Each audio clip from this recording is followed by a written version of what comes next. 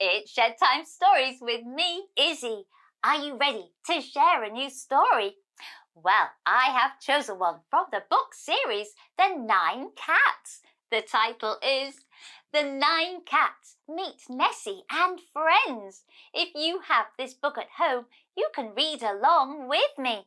The authors, the people who have written this story, are Callum Johnston and Linda Johnston. And the illustrator, the person who has drawn all the pictures, is Jacqueline T. Now, the 9 cats are having a lovely day out with their humans in the Highlands of Scotland. They're enjoying a picnic on the banks of Loch Ness. But Monty has heard a rather strange sound. I wonder what it is. Shall we read and find out? The 9 Cats Meet Nessie and Friends. Once upon a time, there were 9 cats called Poppy, Molly, Daisy, Millie, Milo, Monty, Charlotte, Stella and Tiger. Today, they were enjoying a lovely day out in the Highlands of Scotland with their humans. Molly and Milo were having fun throwing small stones into a loch and watching the shapes as they hit the water. Everyone else was sitting ready to tuck into a yummy picnic. Charlotte called over for Molly and Milo to join them before all the food was finished. The cats were chatting, eating and listening to Monty telling them facts about Loch Ness, the water they were sitting beside. Monty stopped suddenly. Did anyone hear that? Hear what? Asked Daisy. Everyone stopped to listen, but couldn't hear anything. I thought I heard a strange sound, said Monty. I didn't hear anything, replied Stella. All the cats agreed with Stella. OK, said Monty and carried on talking. A short while later, Poppy exclaimed, I think I heard it too, just now. They all turned round to look at the loch. The water was rippling towards the shore. Do you think something in there is moving that water? Asked Tiger nervously. No, said Daisy. There are boats going up that loch all the time. That will be all it is. Maybe someone else is throwing stones in the water like we did, suggested Milo. Just then they heard psst. They all heard it. As they looked closer, they saw 2 big eyes and the top of a head. The eyes were looking at them. What are you? Cried Millie. I didn't mean to give you a fright, said the object in the water, but my friend needs help and I do not want to be seen by humans. Who is your friend? Asked Monty. Her name is Aggie and she is a cow. She lives in a field just along from here.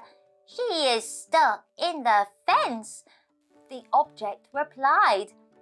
Just then, the cats could hear a loud mooing sound. Who are you? Asked Monty. I'm Nessie. Have you heard of me? Came the reply. Why, yes, said Monty. I've heard a tale about a creature that lives in this loch. How amazing to meet you! Pleased to meet you too, said Nessie, pulling herself a little more to the surface and showing a big, friendly smile. I am going to swim to where Aggie's field is. Please follow me. You will see I am being truthful, and you do not have to be scared." The 9 cats looked at each other, and Monty said, "Let's follow the path around the loch." They came to Aggie's field and could see her horns locked in the fence. "Oh, Nessie, have you brought help?" A worried-sounding Aggie cried when she saw her friend. "Yes," replied Nessie, "I met these cats." The cats walked round to let Aggie see them. "Ah, thank you for coming. I have been a bit silly. I was busy eating my grass and saw some lovely long bits at the side of the fence, but forgot about my long horns and they got stuck." The cats could see that Aggie's horns were stuck between the spars of the fence. "Can you help her to get free?" asked Nessie. Monty picked up a thick stick. "Poppy, can you help me to lodge the stick between the gap in the fence? Maybe if we can get the wood to move a little bit, then Aggie can get herself free." Monty and Poppy did just that, and Aggie tried to pull. "Nothing happened," Milo piped up. "Why don't we try someone at the front pushing and someone at the back pulling?" Charlotte, Daisy, Molly and Milo got themselves ready at the front, and Monty, Poppy, Millie and Stella started to pull at the back. Tiger squealed. "What is that behind you all?" Suddenly, a group of bright flying objects appeared around them. "Hello, my fairy friends!" exclaimed Nessie. "It is so good to see you all again, especially at the moment. We have a bit of a problem here." Nessie turned to the cats and said, "These are my friends. Let me introduce you to them." The cats thought the fairies looked so magical. There were 2 boys with purple thistles attached to their shirts and 4 girls wearing beautiful, colourful, glimmering dresses with matching tartan and a thistle in their hair. One of the fairies stood with the cats behind Aggie. "I can help you pull," he exclaimed. "That would be good. I think we need all the help we can get," replied Monty. "That fairy is called Whiff," said Nessie. "That is an unusual name," replied Monty. "Why are you called that?" he asked Whiff. Whiff was pulling as hard as he could, and a little pop sound came from him. "That's why," laughed Nessie. Everyone stopped what they were doing as they were laughing so hard. "Sorry about that," said Whiff, and his cheeks went rosy red. "Pop!" "Okay," said Nessie, "you have met Whiff. Now meet the others." Nessie reeled off their names: Mary, Elsa, Alana, Catriona and Angus. Each fairy did a little spin as their names were called. The cats then introduced themselves to the fairies. "Well," said Mary, carefully looking at the situation, "I can easily get this sorted." The next thing they knew, there was a shower of glitter all around. When it cleared, Aggie was free. Oh, thank you so much, said Aggie. I was getting really worried there. What happened just now? Exclaimed Tiger. You just experienced our magical fairy dust, said Alana. You think of something good and ask for it to happen, and the magical dust does the rest for you, added Catriona. The cats were standing, looking in awe and shock. We have always been able to do this, said Angus, seeing the look on the cats' faces. Wow, said Charlotte. That is incredible. Ailsa flew over with a ring of beautiful purple thistles. She placed them on Aggie's head. There you go, Aggie, she said. You are looking very bonny. Oh, how kind, replied Aggie, giving a big smile and a happy moo. Show the cats your games, said Nessie to the fairies. They watched on as the fairies arranged a string of daisies. Hold this, said Ailsa, giving one end to Molly. You hold this, said Angus, giving the other end to Poppy. Now we want you to move your arms in a circle, added Catriona. The cats did this, and the fairies jumped and skipped through the daisy chain. The cats loved watching them. Gather some thistle stems, said Mary to Monty and Milo. They did this and brought them back to Mary. She covered them in the glittering fairy dust. Once it cleared, it had all joined together. There you go, said Catriona, your own skipping rope. Daisy and Millie volunteered to take their turn, holding the ends to start with. I want to skip first, exclaimed Tiger, and then ran into the rope. He was followed by Charlotte, Stella and Poppy. This is brilliant fun, laughed Tiger. After a while, everyone swapped around to let the other cats play as well.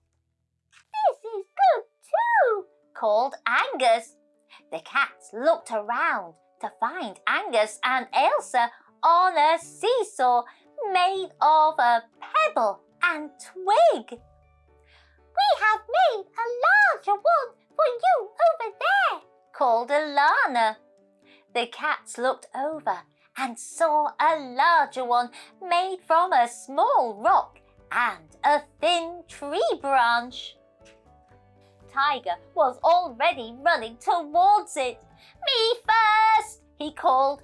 Who is coming on with me? He called again. I will, replied Milo. Milo ran and jumped onto his side of the seesaw. The next thing, Tiger was catapulted into the air. Is this supposed to happen? Yelled Tiger as he flew. No! Shouted Poppy, Molly and Daisy as they ran to catch him. Angus and Ailsa got there in a second and gently helped Tiger to the ground. You are much bigger than Tiger, said Monty to Milo. You made the seesaw unbalanced when you jumped on it. I got a big fright, quivered Tiger. I am really sorry, said Milo. I didn't know that would happen. Come on, Tiger, said Stella. I will sit with you and that will even it all out. The cats all enjoyed taking turns on the seesaw after that. After a short while, The cats could hear all their names being called. "We better head back," said Daisy. "It must be time to go." "It has been so wonderful to meet you all," said Nessie. "I can give you a quick sail across the loch with the help of my fairy friends, if you would like." "Yes," replied Elsa. "We can sprinkle our fairy dust and make you all invisible as you head across. We don't want anyone to see Nessie. There would be such a fuss if they did." The cats were delighted and excited to accept this offer, and Nessie waited on them, climbing on her back. "Cheerio," said Aggie, and thank you for trying to help." The cats said goodbye, and Nessie started to sail across the loch under the cover of magical dust. The fairies came too, flying beside them all. When they got to the bank, they all slid down one by one onto the grass. They turned to wave to Nessie and the fairies. "We certainly didn't expect any of this to happen today, and it has been so lovely," said Charlotte. All the cats agreed. "Goodbye," said Nessie. "I have really enjoyed your company today." The fairies handed each cat a beautiful purple thistle to remind them of their time with them. The cats made their way back to the humans and turned to look at the loch one more time before leaving. The water was calm and the sun was gleaming across the surface. They saw an extra sparkle of glimmer in the distance and knew their new friends were giving them a wave of goodbye. A note from the author. The beginning of this book, The 9 Cats Meet Nessie and Friends, is inspired by our first visit to Loch Ness in 2016, when Callum was aged 7. We stayed at the Loch Ness Clansman Hotel and had taken the Jacobite cruise on the loch from the Clansman Harbour to Urquhart Castle. Callum was looking out at the loch from the bank at the castle and remarked that a group of rocks showing above the water near the shore looked like Nessie's back.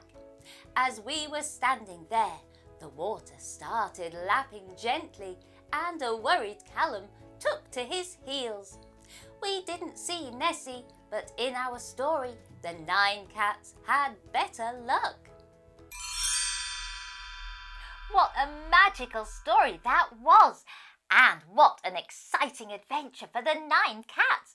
They got to meet Nessie from the Loch Ness, and they made lots of new friends in Aggie and the fairies. I'm so glad that the fairies were there. They were able to help Aggie out of a very sticky situation. I did like the sound of all the games that they played. I wonder, what sort of games do you like playing? I hope you've enjoyed this Shed Time story, and if you want to, you can like, share, follow and subscribe to Shed Time Stories. Then you will be ready for the next book that we can share together. Bye-bye!